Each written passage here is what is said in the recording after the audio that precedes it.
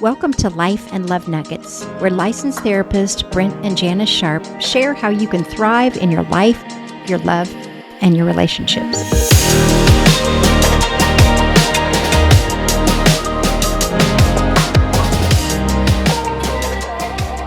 Hello, friends. Welcome back to Life and Love Nuggets. This is number 50. This is kind of a big deal for us. We've been doing this right at a year now. We're going into holidays here, and we just had a fun time with our tribe of grandchildren. We now have a tribe, 6 of them. Yes. Can you name their ages? They have ages. We have a 10-year-old. So 10, 5, 5-year-old, 3. Okay, 2 3s. And 2 1s. And 2 1s, yes. Yes. It was lively around our house. Lively. But we had a wonderful time. We did. And so I hope that you got through Thanksgiving and were able to be thankful. This is really a hectic time in the world. It's a busy time. There's a lot going on. There's a lot of fear that people are experiencing. You look at the news every day and it's pretty spooky.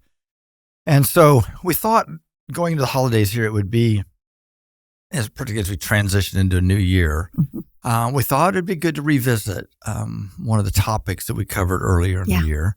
We call this the 90-10 lie. And the reality is we all have a tendency to have a negative bias. And so we can focus on the negative things, the things that are not quite right, more easily than we can focus on good. And so we thought it would be just really good to revisit that, just to help kind of reset us all as we go into this new year. I think in some ways, holidays can heighten that. We always joke that I'm a party perfectionist. Yes. Well, that extends to holidays. And so it's really easy to go, oh, I didn't get this done, or, oh, you didn't get me quite the right present that I wanted. Or it's just really easy to focus on the negative in the most joyful time of the year. And so it's really important that we talk about what's our focus and how do we keep our focus on things that are good and positive and not slip into the negative and miss all the good that God and our family has for us during this time. So as we all purposely reorient our focus to what is good and wonderful and lovely in the world, and in the reality of things are not perfect.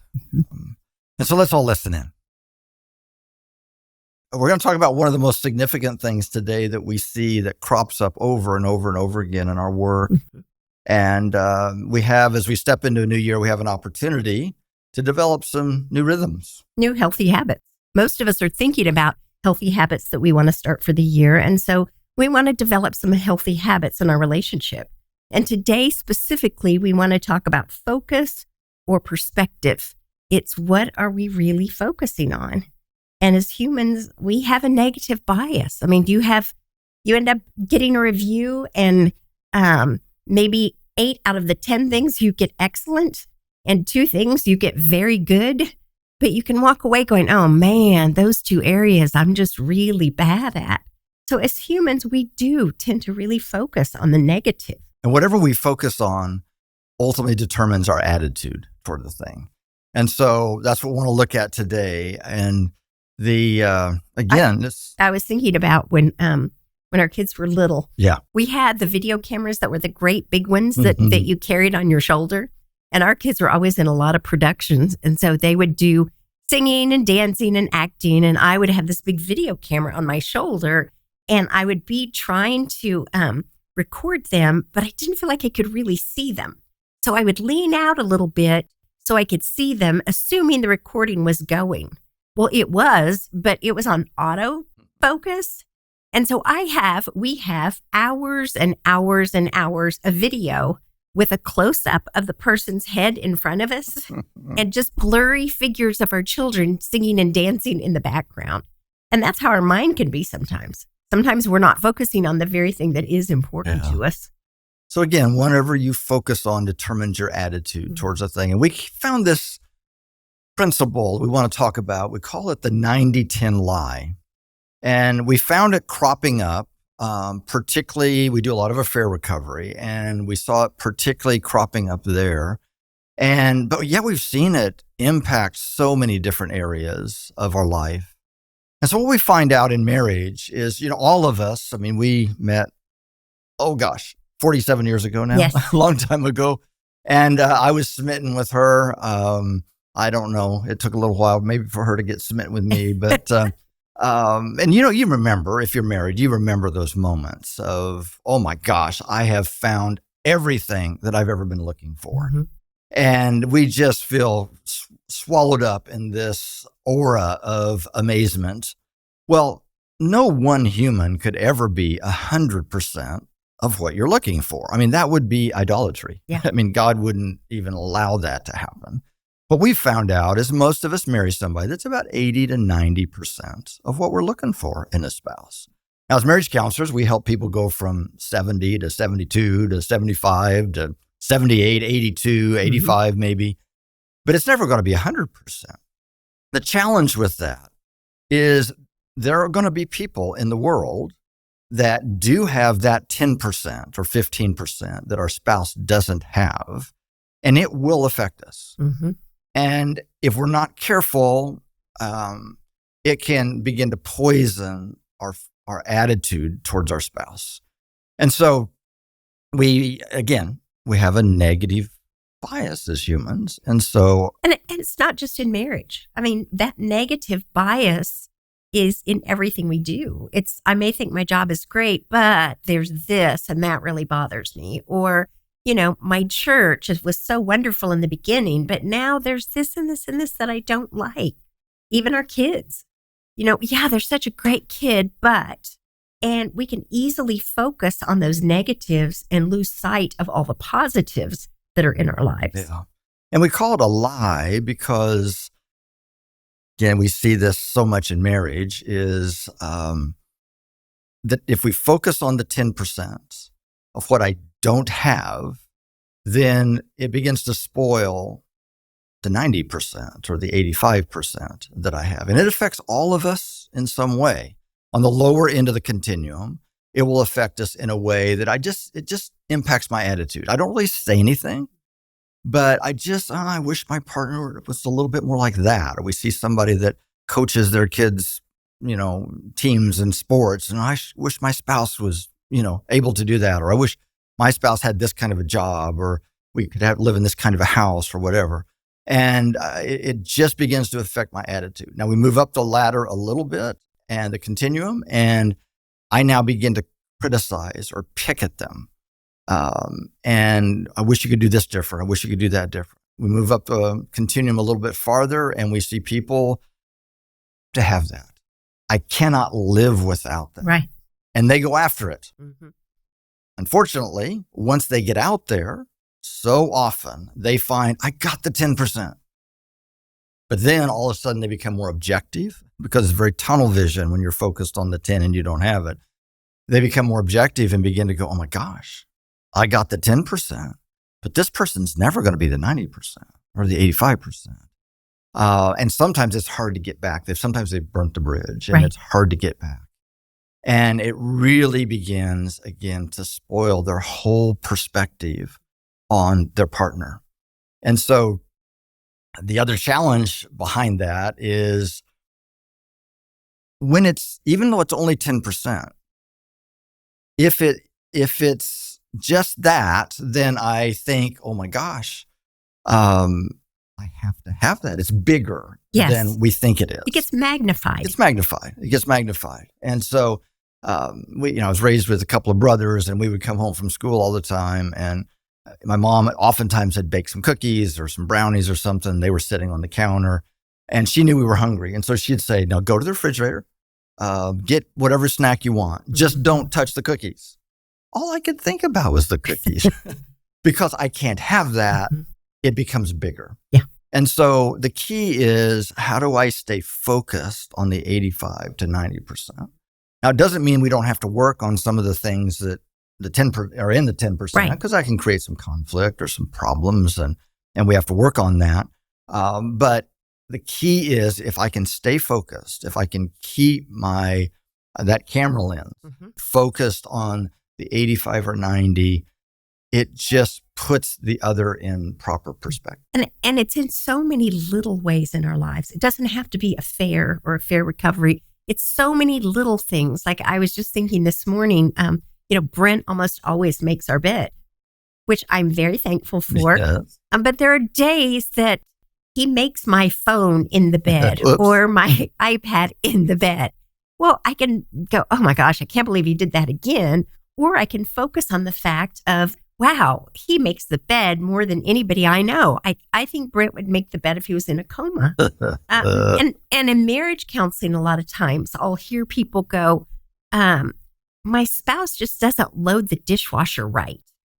And I'm like, they do load the dishwasher, but it's not right. And so those little things can eat at us, and we tend to become critical. We miss all of the great things that they do because of these little things that we focus on. Yeah. So everything we've ever shared with people comes out of stuff we had to learn the hard way. Yes. And so every couple I've ever met in 40 years of working with couples, we tend to be attracted to somebody that is different than we are. And we certainly found that. It's the greatest potential strength of every relationship.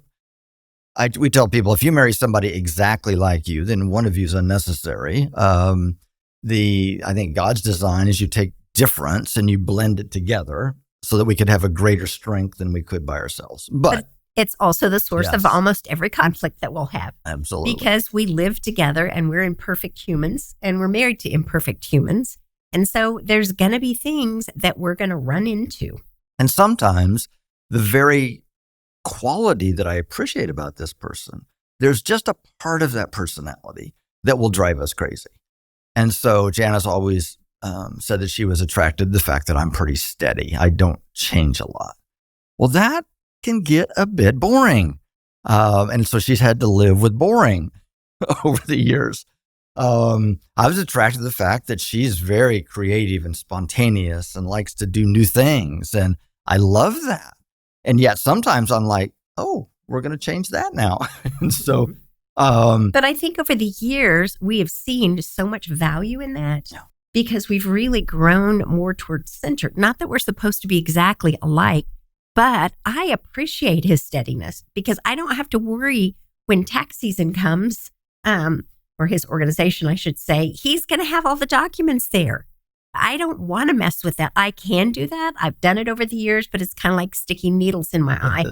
So he can do that. And I think you've learned from me over the years the sense of adventure. Oh, my word. Of let's go on trips. Let's go do something fun. My life is so much richer because of that. And yet we could have gotten focused on that little part, that little 10% that was bugging us. Right. And so how do we stay focused on the positive and deal with the negative? So we had a situation early in our marriage. One of the ways that we are different is kind of how we keep a closet. When we first started in marriage, for the first couple of years, we shared a walk-in closet.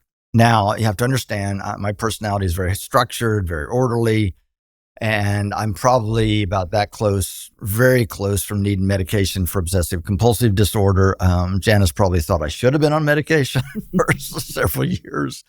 And so my half of the closet was, she would say, it was kind of perfectly in order. My white shirts were together. My blue shirts were together. Mm-hmm. All the hangers were a quarter of an inch apart. I don't remember that part, but she remembers that part. He had shoe trees. I didn't even know what shoe trees were until I married him. In your dress shoes, keep them stretched out. And so I had it all lined up, all organized. And her half of the closet, again, the first couple of years of our marriage, there were a few things hung up. There were quite a few things on the floor. There were some things laid over the edge of a chair. And in my defense, I was 21, going to grad school and working full time. Yes, you were. Just saying. And so, but what I found is every time I walked into the closet, all I could see was this pile of clothes. And I just like, God, you got to be kidding me. I began to focus on that, and it began to poison my attitude. And so one day, now I was not incredibly bright at this time. Remember, we were 21, 22 years old. Mm-hmm. I was not incredibly bright at this time in my life. But I decided I was going to help fix this. And I thought if we could get it the right way, because my personality lives in very much of a right way world. Okay. Things need to be done right. And so I decided I went through the entire house. I picked up all of her stuff. I went in her closet and I organized it before she got home from work. I'd gotten home a little early. And I hear her coming in the back door. I went and grabbed her by the hand, thinking, oh, she's going to really appreciate this. I mean, this is going to be so helpful because now that we get it the right way, then she'll be able to keep it like this. People are cringing everywhere as they listen to this. No, I'm so sorry, people. This is not what we recommend. It's not incredibly wise. And so I went and grabbed her by the hand, walked her through the door into the bedroom. And I think I said, honey, I want to show you what I did for you, like I was doing it for her. She got in the doorway of the closet and froze. And she didn't say a word. Her face flushed. I saw tears coming out of her eyes. Her little fists clenched. She spun, walked out of the door without a word spoken. Now, this was like, oh dear, this is not good. Yes, it was. This is not good. Now, I'm very thankful for the Holy Spirit. I believe there was an internal voice, and I did not hear an audible voice. Okay, no writing on the wall. But if I could tell you what hit me, what I was convicted of, the voice said, what are you doing? I've given you a gift here to help you to learn how to relax and stop and smell the roses and not have a heart attack by the age of 40. And you're taking a square peg, you're trying to put it in a round hole. You're going to kill this. I felt like I heard the Spirit say to me. It arrested me. At the same time, I felt like all of these really amazing qualities that Janis has came back to me. She's one of the brightest people in every room. She's witty, she's fun-loving, she's creative, she loves beauty, she's spontaneous. Now, I loved all of that stuff. I really love you saying all of that stuff. Let me just keep going? Yeah. No, I loved all of that stuff. But I wanted all of that and an obsessive-compulsive neat nut in the same package. They usually don't come in the same package. And I was focused on that she wasn't. But as I refocused on all these positive qualities, the closet began to change. Now you have to understand, I had the closet up close to like world peace or world hunger, it's kind of that important. The closet settled down into, this is a closet. And it really began to change my attitude. Now I've told that story over the years and I've had people say, wait a second. Are you telling me that just because you focused on her positive qualities that the closet never bothered you again? And I'd have to say, no, I'm not saying that. What I'm saying is my attitude changed. My attitude went from, I think you're broken. I think we need to get you fixed here. Which again always goes over well. It goes over well. Into, this is a closet. Honey, there's something that's bugging me. Can we talk about this? Which is pretty significant shift. Yes. Now, we train couples in issue resolution strategies. We talk about unproductive ways that people resolve conflict. We didn't know any of that yet. We had just started grad school. We hadn't developed a lot of the things yet. And that day probably didn't go real well in our conversations. But the next day, we finally sat down, had a pretty good conversation. Janis was able to say, I just feel like everything I do gets picked. I feel like I can't do anything right, which was really grievous to me to hear that. It grieved me a lot. I think there were times where she felt like she was nervous coming into the house because what's the next thing I'm going to pick at? And which was just really unfortunate. The last thing you wanted me to feel. Absolutely. I was able to share, I just wish this didn't bother me. When I walk into a space that's kind of disheveled like that, I literally feel anxiety. I feel something physical in my chest. I don't know, just weird. I just wish I didn't. And we sat down and we came up with a plan. And this is one of our probably first effective conversations that we had about a conflict. Issue, yes. Yeah. About a serious conflict. And we decided we were about ready to leave this apartment and buy our first house. And we decided we were only going to look at houses that had separate closets in the master. Now, this was in the early 80s. I mean, it was hard to find. And but we found one. We found one. And I said, if you can just get your stuff in the closet, I don't care if you kick it in there, just keep the door closed. And I won't say another word about this. And I think you were like, okay. It worked for me. Sweet. Yeah, I was a different perspective on how we saw things. Yeah. But when you stopped criticizing me then I could take a look and go, oh, you know what? He has some good habits that maybe I should adopt. He doesn't have to run around looking for his car keys. He doesn't have to every day. He doesn't have to, sort through his shoes to figure out, oh, how can I find 2 matching ones? He had everything organized, and I could learn from him when I wasn't being defensive. But when he was sending me the message, or I received the message of, I'm just doing everything wrong, I don't do things well enough, then my defenses would go up. And I, being this really sweet person that I am, I tended to be messy. You think this is messy? Honey, you have not seen messy like I can do messy. So I learned to adapt, and I learned from his habits, which I truly appreciate. And I think, I know over the years, we've come together in a lot of ways. I appreciated the fact, your personality is such that before kids, we'd finish eating dinner meal and she'd go, let's go play tennis.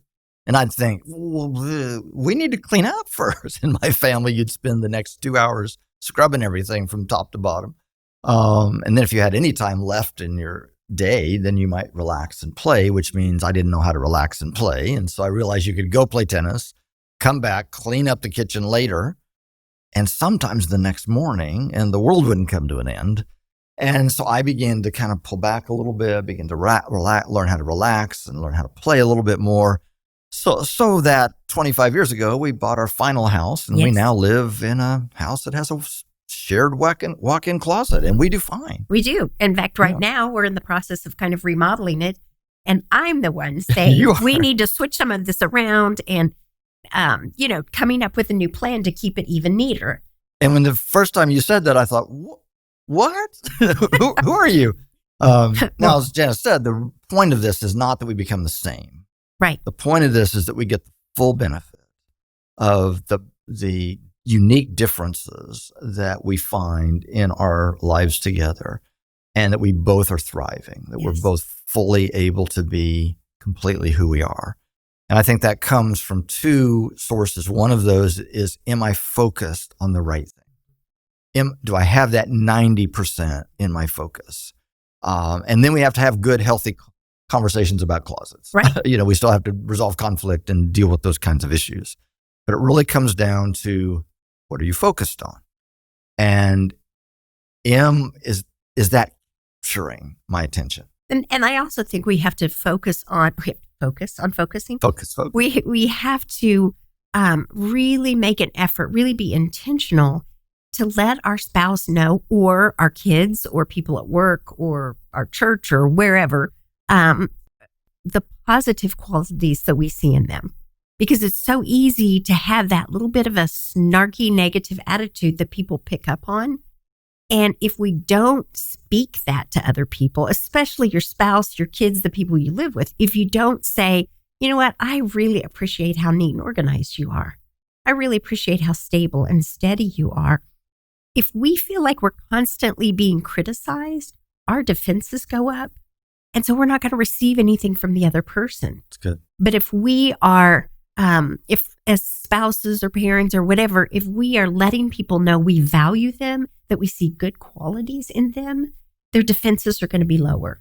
And it's going to be so much easier for them to receive things when you do want to talk to them about legitimate issues. Yeah. So it's not only keeping my focus, but what I hear you saying is we've got to speak it. Right. To those significant relationships in our life. We saw this when we were pastoring for years. We'd have a family come in and they'd be there for a couple of weeks and they'd go, oh my gosh, this is so amazing. Where have you all been? We're so excited about being here. And inside, I don't always say this, but inside I'm like, well, just wait. just wait a few weeks. And pretty soon you'll find something that you don't quite like about what we're doing. And well, our other church did it this way. It's just, we just have this negative bias. It's part of our humanity. And this is something we have to proactively work at. Yes. To push against that tendency to just slip into just thinking about what we don't have, and what our spouse doesn't have, or our children don't have, or our job doesn't have, or our church doesn't have. And again, we have to be intentional. And so that's where a lot of times I'll have people write things down. just as they think about when we started dating or when I started this job, why did I take this on? What are the good things that I saw in this that made me want to do this? And have them somewhere so that you can see them consistently to remind you of all the good qualities. We see this especially with kids. Sometimes your kids go through difficult stages. We have one that just went through, one of our grandchildren just went through the three-nager year. Three-nager? Yes. and the teenage years and some of those years where they're just a little bit snarkier. We have to continue to focus on what are the good things that we see in them and speak those good things. Because when people are going through times where they're a little snarkier, generally it's because they're stretched in some way and they need that affirmation. They need that love. So writing a list of the positive qualities that you can see really does make a difference, especially if we focus on them daily. What are the positive things I see in this? Yeah, Philippians talks about, in Philippians 4 says, finally, beloved, whatever is true, whatever is honorable, whatever is just, whatever is pure, whatever is pleasing, whatever is commendable, if there is anything, any excellence, and if there is anything worthy of praise, think about these things. Keep on doing the things that you've learned and received and heard and seen in me, and the God of peace will be with you. Peace is what follows focusing on those things. And so as we go today, I want to talk about an action step. We always want to leave you, that's the counselors in us that want to leave you with some action step. How do you actually put this into practice in your life? And so this could be a great exercise with your spouse, be a wonderful exercise with your children. You might want to do it with your job as we step into a new year, or your church. But we have you kind of get a little card or a piece of paper. And if I'm doing this with my spouse, I'm going to write Janis at the top. And I'm going to list all of those qualities. Maybe pick the top 10 qualities that you believe your partner possesses. Go to each of your children and maybe have a card for each of your kids. What are the top 10 qualities that you appreciate about them? And for the next 30 days, we encourage people to do a lot of stuff in 30-day increments because it's January. We're all starting new habits. Yeah. And, some people don't like the January, New Year's resolution thing. But I think there's markings, there's different times of the year that people think about, what do I want to do different? Our birthdays. How do I want to live into my next year differently? I think January 1 is one of those times. How do I want to live differently? Now, we all know that a lot of people make a commitment for a few days. They don't last. And so, I think people kind of pale in their thoughts about how much help this is. Mm-hmm. But if it can help you, start January 1 doing this. And we write these qualities and then just read over those one time a day for 30 days. Again, it generally takes at least 30 days to form a habit in our life. Mm-hmm. And so we're trying to develop this as a purposeful rhythm. I think we have to purposely move away from that natural tendency to think about the negative and focus on the positives. Pray through that list, read it through, and then look for every opportunity where your child displays one of those qualities and just get into practice of verbally affirming them. Do that with your spouse. When you see them display one of these things, tell them about it. I so appreciate this in you. And just see what happens. Just kind of try it, test us in this, see what happens in 30 days, and see if it doesn't begin to change your heart and your attitude, and it keep you in a healthy rhythm, a healthy way of living in this new year. So here we go. 2023. Can you believe it? We're ready for it. Here we go. Well, go in peace. Blessings to you in your new year. The Life and Love Nuggets podcast is a 501c3 nonprofit and is supported by gifts from people like you. To donate, go to lifeandlovenuggets.com/donate. This podcast is produced by Clayton Creative in Tulsa, Oklahoma. The content should not be considered or used for counseling, but for educational purposes only.